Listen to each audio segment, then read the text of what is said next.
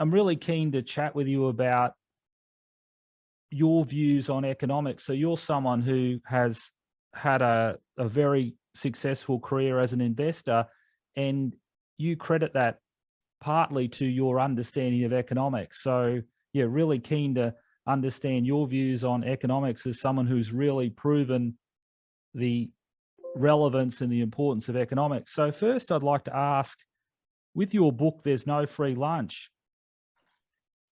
250 Economic Truths, what was your guiding principle for selecting those economic truths? How did you go about it? And what do you think are the major truths there, David?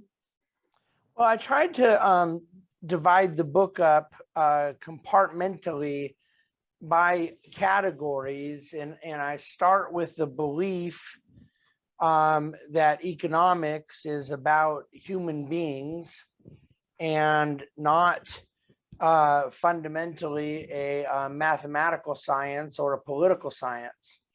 And so out of the sort of social realities of mankind, if we're to understand economics out of that truth, then it forces us to discover or inquire what we believe about mankind. And what we know about the human person can then inform us more about economics if we believe in the premise that economics is the study of human action. So I believe distinctly anthropological truths about mankind, about how he was made, about the characteristics he was made with.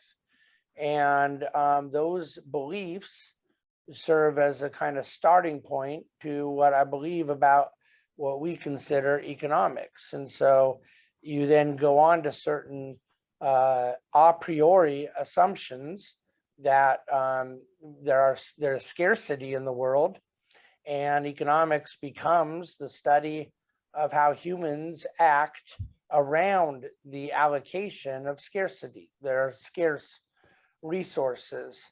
And so I'm very convinced that most people are trying to get their economic opinions out of their political beliefs instead of getting a lot of their political beliefs out of their economic worldview, particularly in certain policy assumptions. And so the policy beliefs and biases and so forth, I think need to be informed by a coherent economic worldview. And that's what I'm trying to provide in the book. And for a lot of people, I think that the book will serve as a reinforcement of things that they instinctively believe. There may be an impulse to some of these free market assumptions, but not necessarily rooted in a deeper belief system. And that's what I'm trying to point people back to, is those foundational beliefs that can help inform a comprehensive understanding of economics. Yeah. Look, I found that fascinating. That was something I really found valuable about your book. I mean, you reference your great thinkers in economics such as Adam Smith and Hayek and Mises. So what I really liked was your commentary as well. So I mean, you've got great quotes, and then you've also got your commentary. And one of the things you wrote, I found very profound, and I want to make sure I fully understand it, because I'm not, you know, a deeply religious person. So I think I know what you're saying here, but I want to make sure I understand it. So you wrote that our case is not that mankind's fall is suspended when he transacts in the marketplace. It is that the marketplace best tames our fallen nature. So is the fallen nature, is this what you're talking about with understanding where we're coming from, people fundamentally? But is that a religious concept, or is it a psychological concept? Could you explain what you're driving at in that passage, please, David? Yeah, it's entirely religious. It is entirely theological, and yet I'm perfectly content for someone to interpret it only psychologically. But the underlying teleological meaning of it, the purpose, is rooted in a belief that mankind does not come in the world perfect. Mankind comes in the world with a fallen moral nature.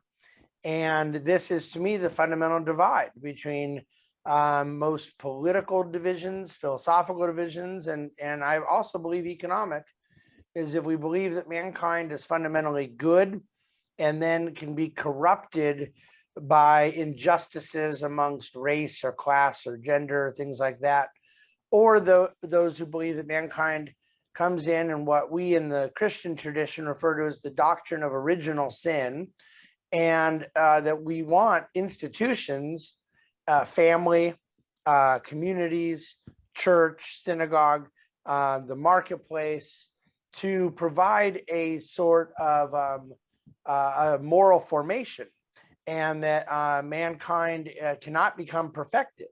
So the great socialist and utopian vision is rooted in a belief that mankind can become perfectible. And this is against my own religious assumption. But the economic relevance to it is that we are trying to solve for a system of social organization that recognizes certain assumptions. And one of my assumptions is not only the imperfectibility of mankind, but also that mankind is created in a certain way, and that creation that I am asserting involves mankind's rationality, their reasonability, that there is both a physical, material, and a spiritual dimension. And so those things end up having significant economic implications, because I reject the belief that our need in forming economic policy is to merely meet the material needs of mankind, to give them some sort of water and food and sustenance and call it a day. I believe that mankind has that material dimension and that to ignore it is wrong, but I believe that they also have a dignity, that mankind is superior to the animal kingdom, intellectually, morally, their use of rational faculties, their use of self-interest, and their capacity for problem solving. But fundamentally, as moral beings, mankind is capable of doing right or wrong and is accountable for doing right or wrong. So this ends up inviting a non-material dimension into economic well-being. And so because I believe work is the verb of economics, is a line I use at the end of the book, I reject the Marxian notion that work is dehumanizing. I think work is dignifying. But why do I care if mankind is dignified or not, let alone if work is an instrument for doing such? Well, I care because I view mankind as created in the image of God. And that's a religious belief. That's a theological belief. And if I didn't believe that, I would believe something different about economics.